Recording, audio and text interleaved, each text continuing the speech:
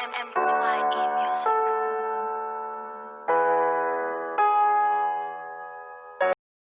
Hello, boys and girls. Welcome to the RSI Forex Education. Good day, guys. Welcome back to our YouTube channel.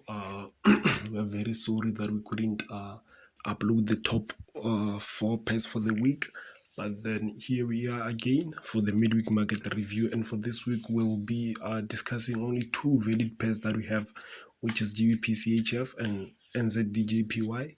So, guys, please don't forget to hit the subscribe button, the thumbs up button if you really do enjoy our content, and also comment below on which topics would you like us to cover. So yeah, guys, for this one, let's start here with Gbpchf. Let's just go to the 1 hour. If you can go to our previous videos, you'll see that we once discussed this pair on what we are actually looking for. So here we can simply see what we have, where if we do apply our multi-touch confirmation, at the top we have our first touch, our second touch, and here we can see our third touch, whereby we also have a double top formation within a double top. What do I mean by that? If we can just look closely here. Okay, let's do like this. If we can just look this area here, we've got this and this is the bigger double top, and we've got this and this is the smaller double top. You'll be able to see it clearly on the 1 hour time frame. So this is what a double top within a double top is. So yeah, guys, so here we can see we have that first impulse leg, and here we have a correction. So our first take profit point would be here at our neckline, followed by this area, followed by the area down below, whereby we have our horizontal ray. So now let's go to the 1 hour and see how can we actually take advantage of this. As you can see here, I have the red flag on this pair, meaning that this is my wild card for today. I'll be watching this and New Zealand Japanese, and this is what I will be watching.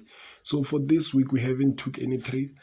Last week we took, we took one trade on Euro USD. If you were following, we took on a trade on Euro USD, a sell setup, and we banked 4%, which is amazing. So here for this week we haven't took any trade because of how they have been developing and stuff. But then now this we anticipated this. I did anticipate such a thing, and here we can clearly see this morning around 6 a.m. CAT price was somewhere here, and I was anticipating maybe a breakout and a small retest. That's when I'll be in. But then this was also something that I anticipated. We can see our first touch, second touch, our third touch. Now when price get here, we can see price got there impulsively and came back impulsively.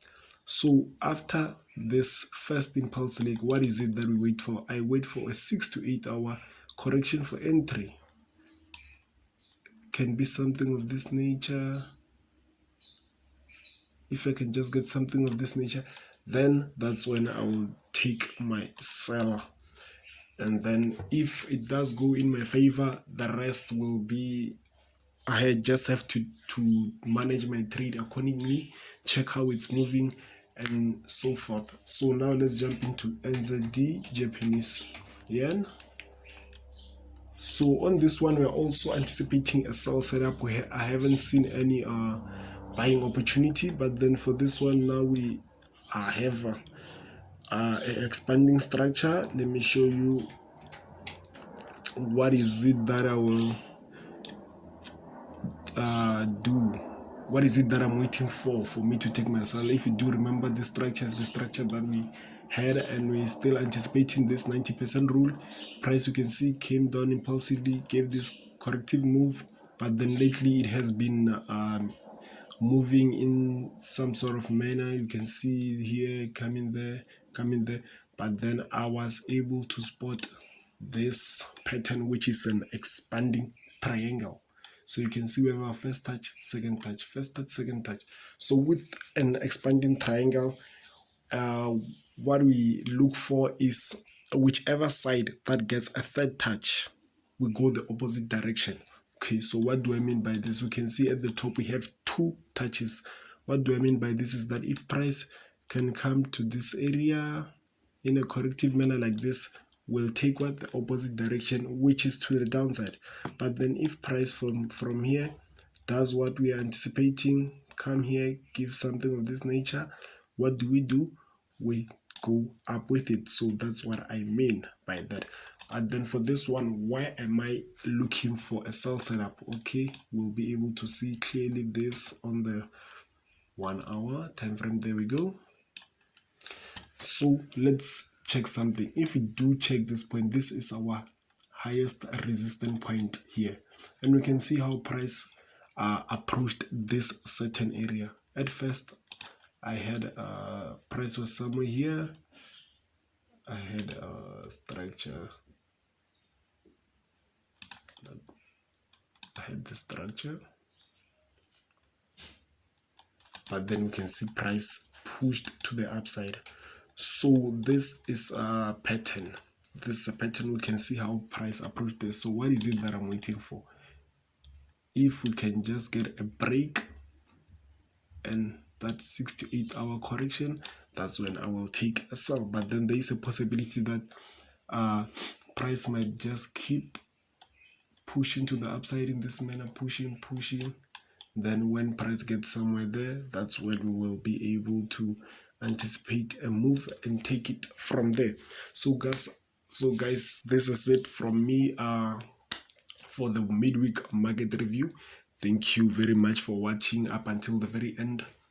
Please do share the information. The information may not be valuable to you, but then the information might help someone else out there. So guys, starting from next week will be also, I've been also working on some videos, so we'll be dropping some valuable videos, not only the setups videos, but then we'll be also talking about things. How can you trade support and resistance in a correct way? How many types of traders are there? Such things. How can you like build up a routine? How can you combine all these things in order to be profitable and whatsoever? So guys, I'll be sharing my experience with you guys on what has helped me to be where I am with trading. So yeah guys, thank you very much. See you next time. Cheers.